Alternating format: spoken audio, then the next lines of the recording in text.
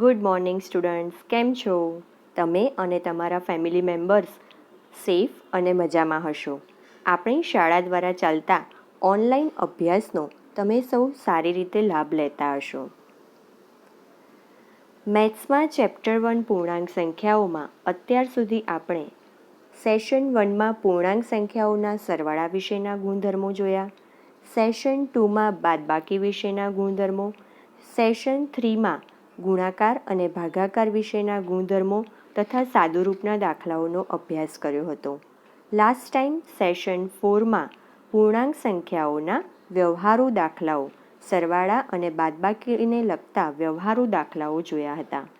આજે આપણે સેશન 5માં ગુણાકાર અને ભાગાકારને લગતા વ્યવહારુ દાખલાઓ જોઈશું. લાસ્ટ ટાઈમ આપણે સ્વાધ્યાય 1.1 અને 1.2 પૂર્ણ કર્યું હતું. આજે આપણે 1.3માં આવતા વ્યવહારુ દાખલાઓ જોઈશું. સ્વાધ્યાય 1.3 એક્ઝામ્પલ 6. ઠંડુ કરવાની પ્રક્રિયા માટે ઓરડાના તાપમાનને 40 ડિગ્રી સેલ્સિયસથી શરૂ કરીને 5 ડિગ્રી સેલ્સિયસ પ્રતિ કલાકના દરે ઘટાડવું જરૂરી છે. પ્રક્રિયા ચાલુ કર્યાના 10 કલાક પછી ઓરડાનું તાપમાન કેટલું થશે? જ્યારે પણ વ્યવહારુ દાખલાઓ આવે ત્યારે રકમ બરોબર સમજવી અને પછી જ દાખલો ગણવાની શરૂઆત કરવી. અહીં ઓરડાનું હાલનું તાપમાન 40 ડિગ્રી સેલ્સિયસ આપેલું છે. આ તાપમાન દર કલાકે 5 ડિગ્રી સેલ્સિયસ ઘટતું જાય છે, એટલે કે -5 ડિગ્રી સેલ્સિયસ થતું જાય છે.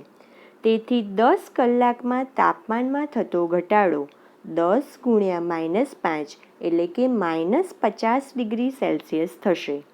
હવે આપણે ઓરડાનું છેવટનું તાપમાન 40 - 50 ડિગ્રી, શરૂઆતમાં ઓરડાનું તાપમાન 40 ડિગ્રી સેલ્સિયસ હતું.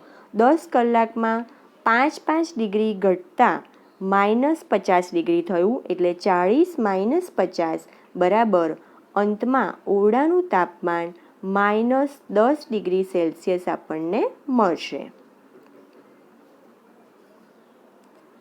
એક્ઝામ્પલ 6. વર્ગ કસોટી પ્રશ્નપત્રમાં કુલ 10 પ્રશ્નો છે. તેમાં સાચા જવાબના 5 ગુણ અને ખોટા જવાબના -2 ગુણ છે અને જવાબ નહીં લખવાના 0 ગુણ આપવામાં આવે છે.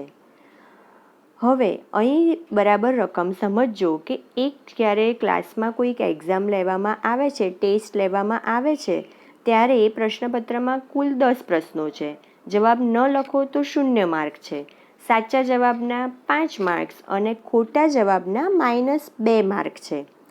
હવે આપણે જોઈએ તો સૌથી પહેલાં મોહન જે છે તે 4 સાચા અને 6 ખોટા જવાબ લખે છે. તો મારે જાણવું હોય કે મોહને કેટલા ગુણ મેળવ્યા, તો સાચા જવાબના 5 છે, એટલે કે 4 × 5 અને ખોટા જવાબના -2 છે, એટલે કે 6 × -2. એ બંનેનો સરવાળો કરવો પડે.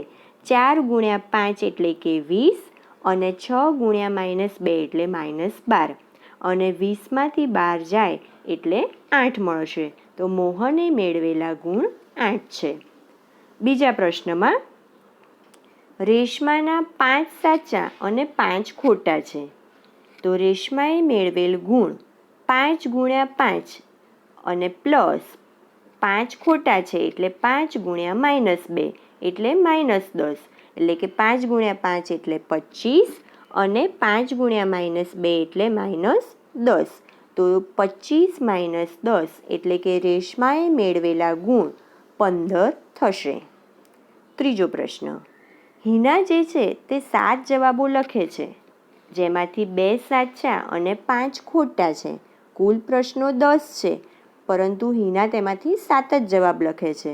તો હિનાએ મેળવેલા ગુણ 2 સાચા છે, એટલે કે 2 × 5 અને 5 ખોટા છે, એટલે કે 5 × -2 અને પ્લસ હિના 3 જવાબો લખતી નથી. ઉપર રકમમાં આપણે જોયું કે જવાબ નહીં લખવાના 0 ગુણ છે, તેથી 3 × 0 થશે. માટે 5 × 2 એટલે 10 પ્લસ 5 ગુણ્યા -2 એટલે -10 પ્લસ 3 ગુણ્યા 0 એટલે 0. હવે 10 - 10 બરાબર 0. હિનાએ મેળવેલા ગુણ 0 થશે. એક્ઝામ્પલ 8. એક સિમેન્ટ કંપનીને સફેદ સિમેન્ટની 1 ગુણ વેચતા 8 રૂપિયા નફો મળે છે અને રાખોડી સિમેન્ટની 1 ગુણ વેચતા 5 રૂપિયાની ખોટ જાય છે. હવે અહીં પહેલો પ્રશ્ન આપણને આપેલો છે કે કે કંપનીએ 1 મહિનામાં 3000 ગુણ સફેદ સિમેન્ટની અને 5000 ગુણ રાખોડી સિમેન્ટની વેચી છે. તો કંપનીને કેટલો નફો કે કેટલી ખોટ ગઈ હશે? રકમ બરોબર સમજજો અને પછી જ દાખલો સમજજો. સફેદ સિમેન્ટની ગુણનું વેચાણ 3000 ગુણ થયેલ છે. એ પ્રશ્નમાં આપણને આપ્યું છે કે સફેદ સિમેન્ટની 3000 ગુણ વેચાય છે. હવે સફેદ સિમેન્ટ વેચતા થતો નફો 8 રૂપિયા છે. તેથી સફેદ સિમેન્ટની ગુણમાં થતો નફો 3000 ગુણ્યા 8 બરાબર 24000 થશે. હવે રાખોડી સિમેન્ટની ગુણનું વેચાણ 5000 ગુણ થયેલું છે. આપણને પ્રશ્નમાં આપેલું છે કે રાખોડી સિમેન્ટની 5000 ગુણ વેચાઈ છે અને એ ગુણ વેચતા 5 રૂપિયાની ખોટ જાય છે.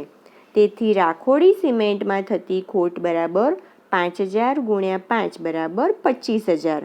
હવે તમે જોઈ શકો છો તેમ સફેદ સિમેન્ટની ગુણમાં 24000 રૂપિયા નફો થયો અને રાખોડી સિમેન્ટની ગુણમાં 25000 રૂપિયા ખોટ ગઈ. અહીં ખોટ ગ્રેટર ધેન નફો છે એટલે કે ખોટ એ નફા કરતાં વધારે છે. તો વેપારીને એકંદરે ખોટ થઈ હશે. કેટલી ખોટ ગઈ હશે? તો 25000 - 24000 બરાબર 1000 રૂપિયાની ખોટ ગઈ હશે.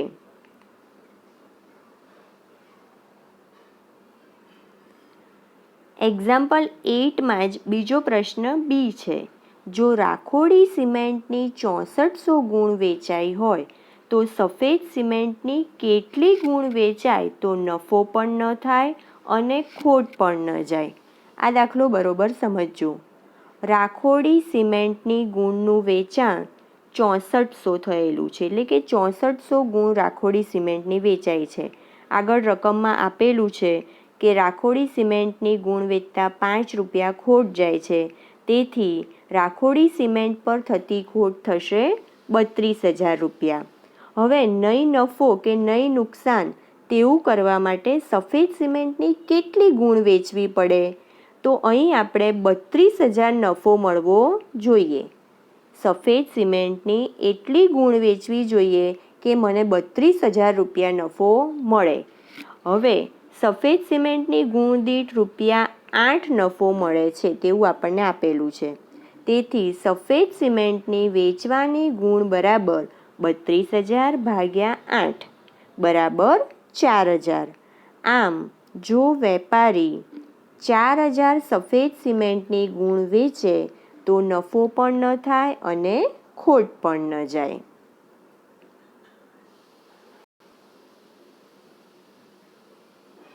હવે સ્વાધ્યાય 1.4માં આવતા વ્યવહારુ દાખલા જોઈએ.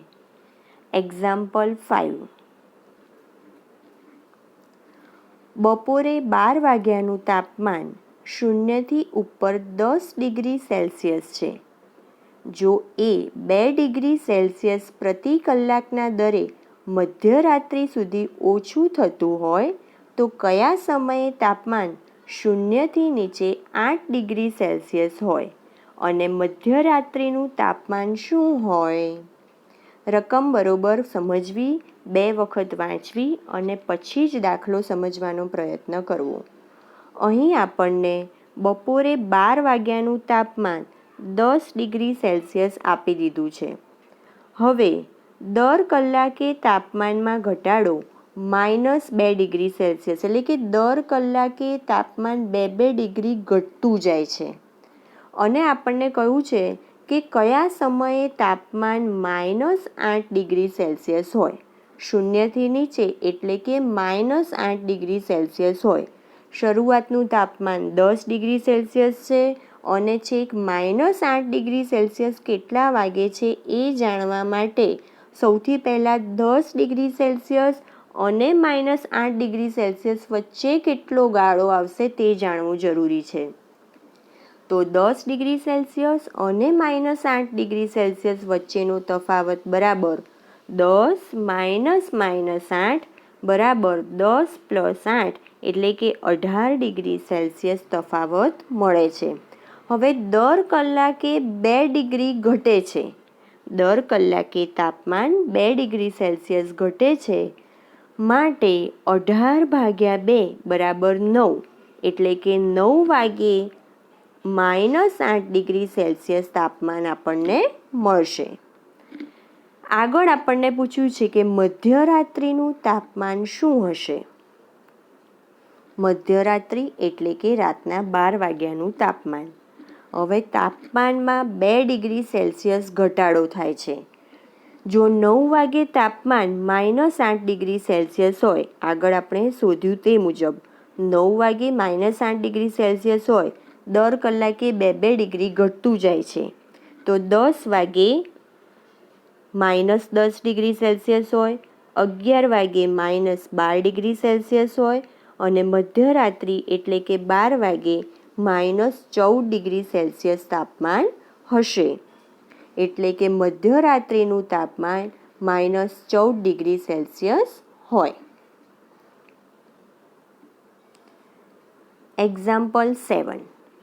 એક લિફ્ટ એલિવેટર 6 મીટર પ્રતિ મિનિટના દરે ખાણમાં ઉતરે છે.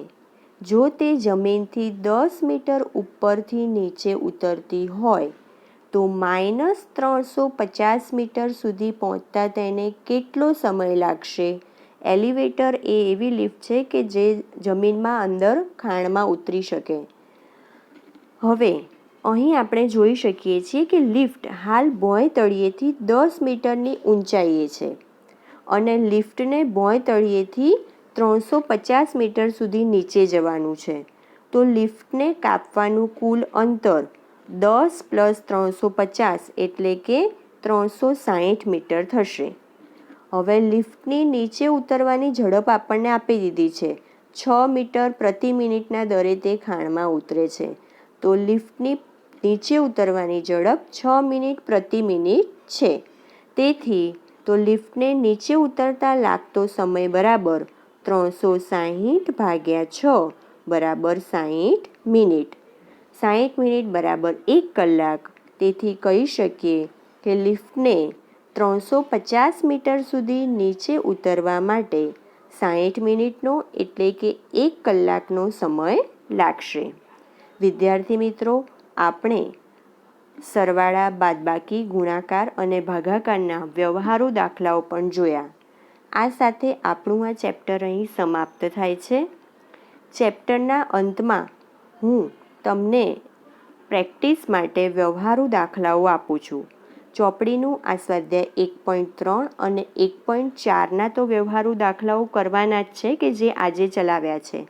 આ ઉપરાંત એક્સ્ટ્રા પ્રેક્ટિસ માટેના પણ થોડાક દાખલાઓ આપું છું.